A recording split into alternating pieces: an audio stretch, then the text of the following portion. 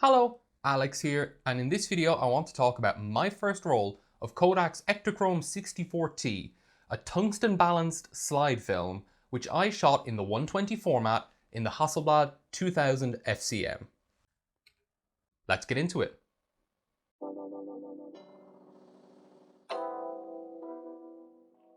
Kodak Ektachrome 64T is a color reversal slide film which was discontinued in 2009 along with a large number of other beloved Kodak film stocks.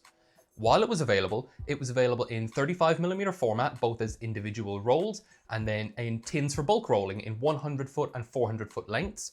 It was also available in 120 format in roll film, and then in sheet film format you could get it in 4x5, 5x7 and 8x10 sizes. So basically any format you could realistically want that Kodak produced at the time, apart from video formats like Super 8, Super 16.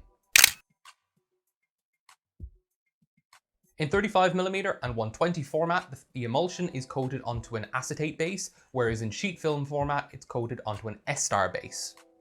As a slide film, it is intended for development in the color reversal E6 process, which is not as widely available as the standard C41 chemical process.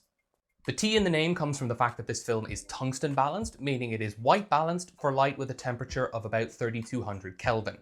Daylight, for reference, is about 5500 to 5600 Kelvin, so the actual color temperature of your images is completely different, and this is what the film looks like if you shoot it at daytime.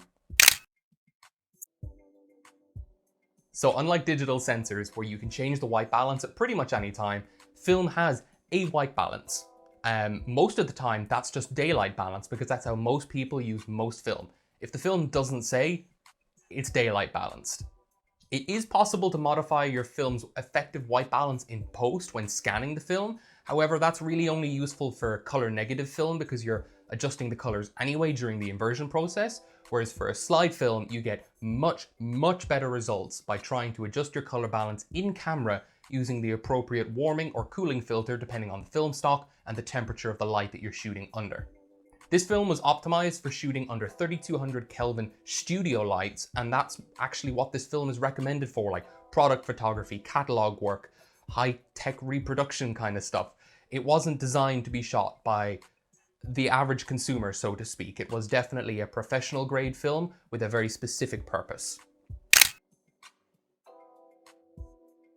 The film has a nominal ISO rating of 64 and promises extremely high resolution, fantastic reciprocity characteristics, and neutral and faithful color reproduction.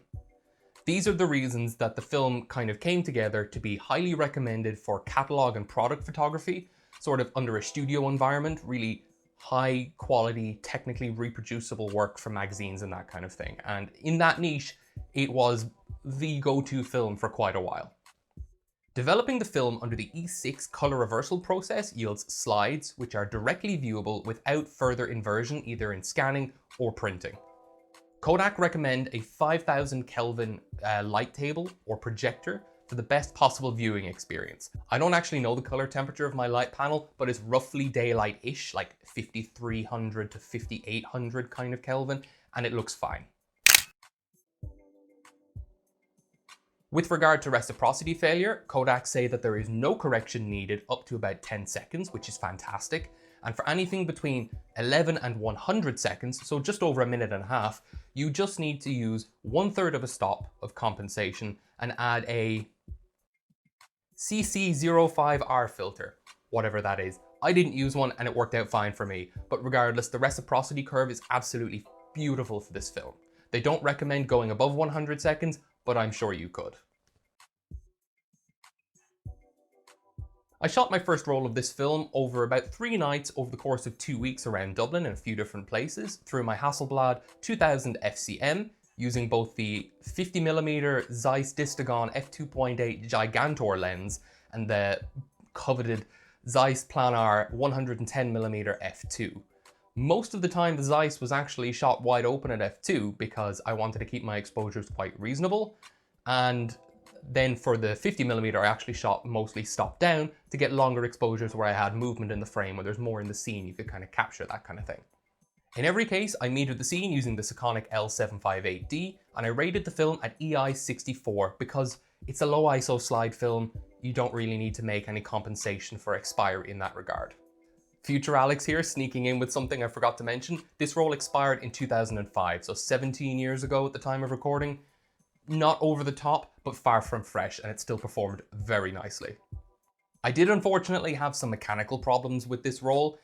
Firstly, the battery just got too cold at one point and the shutter didn't fire for one of the shots. Well, it did fire, but it fired at the mechanical 1/90th of a second speed and not the like 6 or 8 seconds that I wanted. So instead of this, I got this. At least now I know that the camera does make a particular noise when the mirror locks up and the shutter doesn't fire properly when the battery is, not dead, but not working right. So I can just keep more batteries in my pockets in future, as I should have done to be fair, and swap them out periodically. The other problem I faced is that with my particular Hasselblad, the focal plane shutter retracts when you remove the back, and I was switching back and forth between the Ektachrome 64T and a roll of Cinestill 800T.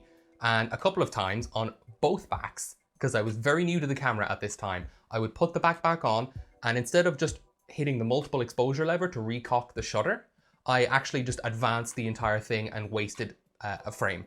And I did that twice on this roll, so 3 of the frames are just gone essentially, which is, it's a waste, but this is what happens when you're getting used to a new camera.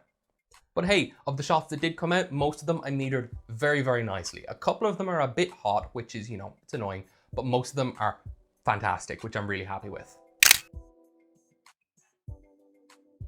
I had the film developed as slides by the folks at Cons Cameras, and then scanned them with the EOS 1DX Mark III and the Canon EF 100mm f2.8 LIS USM macro lens, and then just adjusted them to taste in Lightroom. There was nothing really to do apart from a slight purple cast, I think like -10 on the tint slider, got rid of it, nothing major. Slide film tends to develop a little bit of a color cast as it ages, and this particular roll aged particularly well in that regard, so it was nothing major to deal with at all. The datasheet was right. Stunning, faithful colors and extraordinarily high resolution. Even though this stuff is expired for, nearly 20 years at this stage, it is still really, really finely detailed. And to be fair, the high-end Zeiss glass helps in that regard, but the film is still capturing that image where a lot of films could not. Secondly, yeah, the reciprocity is beautiful. This shot here was taken with a 30 or 31 second exposure time. Patrick helped me meter for that scene because I don't meter slide film at night. That was my first time shooting slide film at night. I've done it at daytime. Nighttime's a whole different beast and he's quite used to that. And yeah, it worked out perfectly. That 1/3 of a stop was all that was needed up to about 30 seconds. So that's really, really nice because realistically, if you're buying this film, you're going to be shooting it either under dim interior light for the tungsten balance or at night. So you're going to be using fairly long exposures. So knowing that you don't have any wild reciprocity curves to worry about just makes the whole process of metering slide and getting a usable image that bit easier to do, especially with something that's a bit rare. Lastly, being a low ISO film and a slide film, it ages extremely well. Chances are if it was stored halfway decent, like even in a cold attic in a dark, dry box, probably gonna be okay. I mean, you see, it's expired 17 years ago and I still shot it at box speed with no problems in terms of exposure, apart from my own problems. And then it's just a little bit of a purple cast that took a little bit of work in Lightroom to get rid of. That's normal for slide film. All my expired slide film has some kind of a color cast. So yeah, the fact that that's all there is, it ages extremely well, which is a good sign because you're not able to buy it fresh anymore. Firstly, being a slide film, it has all the usual traps and failings of that. Extremely narrow dynamic range, no real tolerance for over and under exposure. The fact you can't get it developed everywhere, and a lot of places that can develop it charge quite a bit for the development because it's a more complex process. That applies to any slide film, but it still applies to this film. Secondly, it was discontinued 13 years ago, so prices are rising and stocks are dwindling. The amount of this film out there is just decreasing and there's nothing we can do to bring it back realistically. I don't see any signs of Kodak bringing back tungsten balanced film anytime soon, apart from the obvious Vision 3 stuff, but I mean like their consumer or prosumer slide films. Don't think that's gonna happen. So if you wanna shoot this stuff, you're gonna have to pay for it. Lastly, the tungsten balance means that this film isn't that widely applicable. If you want to shoot tungsten balance slide at night, you might be better just buying the appropriate warming filter and shooting regular Ektachrome at night. Maybe you want to shoot this film because of what it is, maybe you like the effect and you want to shoot it in daytime. It's fine. I'm not saying you can't do this, it's just over the course of a couple of rolls, filters and normal fresh Ektachrome might work out to make a bit more sense for you. So now for a deep dive into my 3 favorite pictures from this roll of film. My third favorite picture of the roll is this pretty simple one of a pair of escalators. I shot this with the 50mm Disagon Gigantor lens, and I think it was like a 15-16 second exposure overall at like f11-ish. It's a little bit hot in places, but I think it was necessary to keep the exposure that bit brighter just so I didn't lose any detail or too much detail in the shadows. Pretty high contrast scene, trying to maintain that balance wasn't terribly easy, and I think I did pretty well with it overall. The symmetry, the leading lines spreading out in the frame and the bottom of the frame, love it. And the escalator itself is just blurred to nothing. I'm really happy with how this came out. It's a simple composition.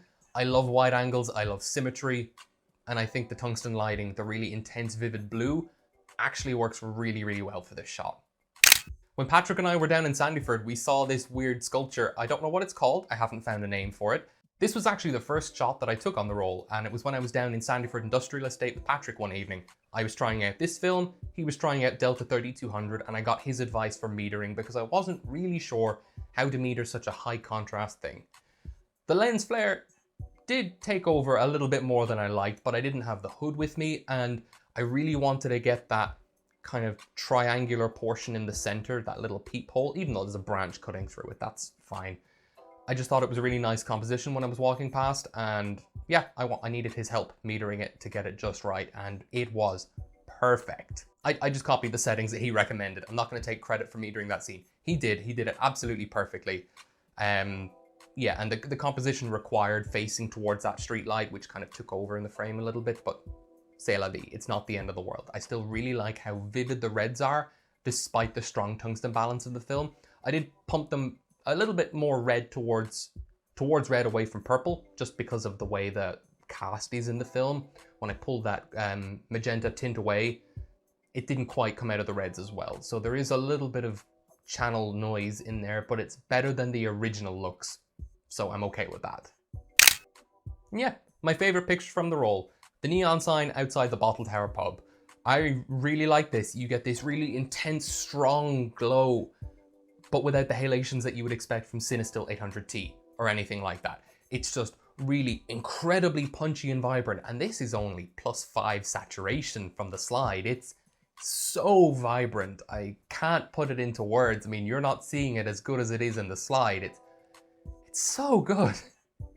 It's just really nice composition, in my opinion. The strong kind of V-shape or slanted V-shape leading lines, the wide range of colors, the yellows, red, oranges and blues all together with the whites and blacks.